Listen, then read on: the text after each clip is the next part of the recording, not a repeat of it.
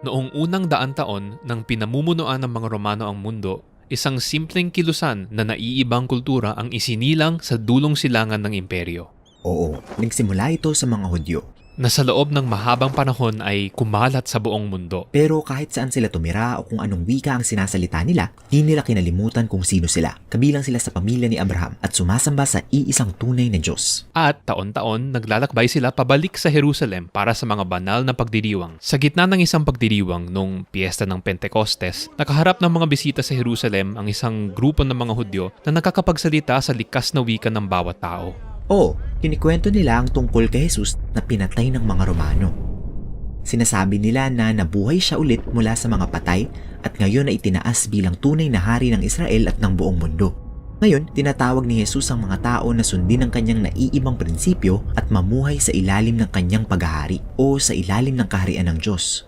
Libo-libong mga Hudyo ang nagpasyang manatili sa Jerusalem at sumama sa kilusan. Lumaki ito, lumawak ang impluensya at nagustuhan ng mga tao. Pero hindi sa mga namumuno sa templo ng Jerusalem. Itinuturing nila ang lahat ng ito bilang isang mapanganib na sekta ng relihiyon at pinatay pa nila ang isa sa mga pinuno nito, si Esteban. Hindi naligtas sa Jerusalem, kaya karamihan sa mga tagasunod ay tumakas sa labas ng lungsod, sa lupain ng Judea. Baka iniisip mo na iyon na ang katapusan ng kwento. Ngunit sa totoo lang, ang trahedyang ito ang naging daan sa pagkalat ng kilusan sa labas ng Jerusalem. Diyan nagsisimula ang ikalawang bahagi ng aklat ng mga gawa. Ang mga tagasunod ay napunta sa mga di nasaang lugar tulad ng Samaria kung saan nakatira ang kanilang mga sinaunang kaaway. Oo, at ipinakita sa atin ni Lucas kung paano nagsimulang sumunod kay Jesus ang lahat ng iba't ibang klase ng tao tulad ng isang salamangkero mula sa Samaria na kailangang matutunan na ang daan ni Jesus ay hindi tungkol sa pagkakaroon ng kapangyarihan kundi ang isuko ito para maglingkod sa iba. Meron ding kwento tungkol sa isang delegadong taga-Ethiopia na naging tagasunod ng kilusan pagkatapos ipaliwanag ni Felipe ang aklat ng propetang si Isaias sa kanya. Oo, pinapalawak ni Jesus ang kanyang kilusan sa Judea at Samaria gaya ng sinabi niyang gagawin niya. Ang galing! Pero balik tayo sa Jerusalem. Makikilala natin si Saulo ng Tarsus. Kasama siya sa mga matataas na pinuno ng kanilang relihiyon na kumakalaban sa bagong kilusan. Hinahanap at tinuhuli niya ang mga tagasunod ni Jesus kahit saan basta kaya niyang puntahan. Ang lupit naman niya. Pero isipin natin ito sa pananaw niya. Noong unang panahon, sumunod ang Israel sa ibang mga Diyos at sa mga sinungaling na propeta. Kaya sila napahamak. Naniniwala siyang pinoprotektahan niya ang Israel at ang karangalan ng Diyos kung mawawala ang mga taong ito. Tapos nabalitaan ni Saulo na lumaganap na ang kilusan sa Hilaga hanggang sa Damasco. Kaya pumunta siya doon para hanapin at arestuhin ang iba pang mga tagasunod. Habang nasa daan, biglang nakita ni Saulo ang mismong nabuhay na si Jesus. Tinanong ni Jesus si Saulo kung bakit siya nakikipaglaban sa kanya. At pagkatapos ay inutusan ni Jesus si Saulo na maging kinatawan niya sa Israel at sa mga bansa. Nabigla at hindi nakaimik si Saulo. At nakarating nga siya sa Damasco. Pero ngayon ay pinapahayag na niya ang magandang balita tungkol kay Jesus na kamakailan lang ay nilalabanan niya. Hindi ito inasahan ng kahit sino. Kahit kailan. Ganoon din ang sumunod na nangyari. Sa piyer sa lungsod ng Cesarea, mayroong isang Romanong pinuno ng mga sundalo, si Cornelio. Siya ang kumakatawan sa lahat ng kinagagalit ng mga Hudyo tungkol sa pananakop ng Roma. Pero nagpakita sa kanya ang isang anghel at sinabi sa kanya na ipatawag ang isang lalaki, si Pedro. Kaya dumating si Pedro at nagkita sila ni Cornelio at ang kanyang mga kaibigan at pamilya. Lahat sila nasa bahay ni Cornelio. Oo, talagang iskandalo yun. Kahit kailan hindi papasok ang mga Hudyo sa bahay ng hindi Hudyo para maiwasan ang ritual ng karumihan. Ano ngayon ang gagawin ni Pedro? Ang totoo, bago ito mangyari, nagkaroon ng pangitain si Pedro. Iniharap sa kanya ng Diyos ang iba't ibang mga hayop na ipinagbabawal na kainin ng mga Hudyo. Tapos sinabi ng Diyos kay Pedro, kainin mo ang mga ito. Talagang magugulat si Pedro. Sinabi niya, hindi pa ako kumain ng kahit na anong marumi. Sinabi ng Diyos, huwag mong tawaging marumi ang nilinis ko na. At ganun nga, natapos ang pangitain. Magkakaroon na ba si Pedro ng bagong diet? Hindi, Israelita pa rin siya at habang buhay niyang iginagalang ang mga batas sa pagkain. Inihahanda siya ng nakita niya para sa oras na ito natatayo siya sa gitna ng marurumi at hindi mga Israelita. At ngayon niya naisip na ipinahahayag ng Diyos na ang mga taong ito ay kasama din sa pamilya ni Abraham. Kaya nagpa siya si Pedro na huwag umalis at sabihin sa kanila ang tungkol kay Jesus. Lumitaw ang banal na espiritu tulad ng kanyang ginawa noong Pentecostes. Pero sa pagkakataong ito, isang Romanong centurion at hindi hindi Hudyo, kasama ang pamilya niya ang tumanggap sa Espiritu. Lumaganap na ang kilusan. Balik tayo sa Jerusalem. Kinikwento na ni Pedro ang mga pangyayari sa ibang mga apostol. Nagsimula na silang makatanggap ng mga balita na mas marami ng hindi Hudyo ang sumusunod kay Jesus sa isang malaking lungsod na kilala sa mga negosyo sa Hilaga, ang lungsod ng Antioch. Kaya nagpadala sila doon ng isang lalaki, si Bernabe, para tingnan ang mga pangyayari. Nakita ni Bernabe na masigla at maayos ang kilusan ni Jesus sa Antioch at nalaman niya na binubuo ito ng mga taong mula sa iba't ibang lugar sa mundo. Hinikayat ni Bernabe si Saulo na sumama at makipagtulungan sa kanya sa Antioch sa loob ng isang taon. Nagturo sila, namuhay na kasama ang mga tao doon at nakita nila ang paglago ng kilusan. Ang iglesia sa Antioch ang unang pang-international na komunidad ni Jesus at dito unang tinawag ang mga tagasunod ni Jesus ng mga Kristiyano, mga naniniwala kay Kristo. Dahil dito, ang daan ni Jesus ay nagbago mula sa isang grupo ng mga Hudyong sumusunod sa Mesiyas sa Jerusalem hanggang sa naging kilusan ni Jesus na binubuo ng iba't ibang lahi at kumakalat sa buong mundo. Iisa ang kanilang pananampalataya. Nakasentro ito sa magandang balita tungkol kay Jesus na ipinako sa krus, ang hari ng lahat ng mga bansa. Pero ang mensahe na yon at ang kanilang bagong paraan ng pamumuhay ay nakakalito, nagiging banta sa karaniwan na mamamayan ng Roma na namumuhay sa kanilang paligid. Nagdulot ito ng mga kaguluhan at ito ang titingnan natin sa susunod na bahagi habang ang kilusang ito ay lumalaganap sa buong mundo o gaya ng sinabi ni Jesus, hanggang sa dulo ng mundo.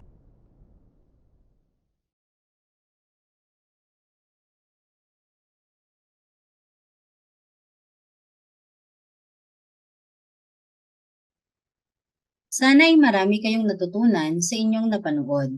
Narito naman ang ilang multiple choice questions na inyong sasagutin. Number 1. Saan pumunta si Philip upang ipangaral ang ebanghelyo at gumawa ng mga himala? A. Samaria, B. Rome, C. Jericho, o D. Nazareth?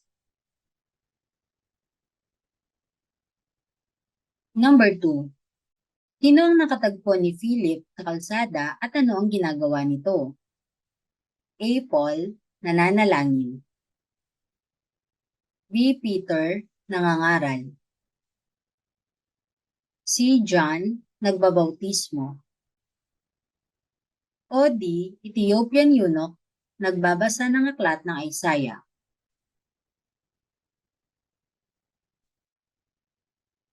Number 3. Ano ang nangyari kay Saul sa daan habang siya ay patungo sa Damasco? A. Tinamaan siya ng kidlat. B. May nakasalubong siyang grupo ng mga tulisan. C.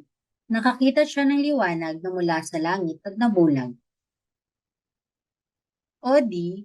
Nakahanap siya ng nakatagong kayamanan. Number 4. Ano agad ang sinimulang gawin ni Saul pagkatapos niya makaharap si Jesus at muling matanggap ang kanyang paningin? A. Nagsimula siyang mangaral tungkol kay Jesus. B. Siya ay nagtago. C. Nagbalik siya sa dating gawin na usigi ng mga Kristiyano. O D. Siya ay naging mangingisda. Number 5. Anong pambihirang pangyayari ang naganap habang nangangaral si Peter kay Cornelius at sa kanyang sambahayan? A. Nagkaroon ng malakas na lindol. B. Isang mahimalang pagpapagaling. C. Ang banal na espiritu ay bumaba sa kanila. O D. Isang napakalakas na kulog at ulan. Number 6. Ano ang tinuturo sa atin ng kwento ng pagbabagong loob ni Saul patungkol sa biyaya at pagpapatawad ng Diyos? A. Ang Diyos ay nagpapatawad ng maliliit na kasalanan lamang. B. Ang pagpapatawad ng Diyos ay limitado sa iilang individual. C. Ang biyaya ng Diyos ay nakaayon sa mga mabuti mong gawa. O D. Ang Diyos ay nakapagbabago ng kahit sinong tao maging ang mga taga-usig niya. Number 7. Sa mga gawa 10, ang kwento ni Cornelius ay nagbibigay diin A. Na ang mensahe ng Ebanghelyo ay hindi para sa lahat. B. Sa kahalagahan ng mga batas sa pagkain. C. Sa pagtanggap ng Diyos sa mga Gentiles sa pamayanang Kristiyano. O D. Sa pangangailangan ni Cornelius na magbalik loob sa Judaismo. Number 8. Ang termino ng mga Kristiyano ay unang lumitaw sa mga Gawa 11 verse 26 bilang pagtukoy sa mga mananampalataya sa Antioch. Ang pangalang ito ay nangangahulugang A. Isang bagong sekta ng relihiyon. B. Mga naniniwala at sumusunod sa turo ni Jesus. C. Mga tagasunod ni John the Baptist.